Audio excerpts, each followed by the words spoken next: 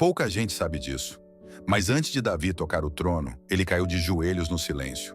Enquanto ninguém via, enquanto era ignorado, esquecido, desacreditado, Deus estava ouvindo. Davi não orou pedindo coroa, ele orou pedindo coração. Senhor, cria em mim um coração puro. Remove de mim tudo o que me afasta de ti. Ensina-me a confiar mesmo quando não sou escolhido. Que eu não me perca esperando aplausos. Que eu não desista enquanto sou treinado no anonimato. Que eu aprenda a vencer leões e ursos antes de enfrentar gigantes.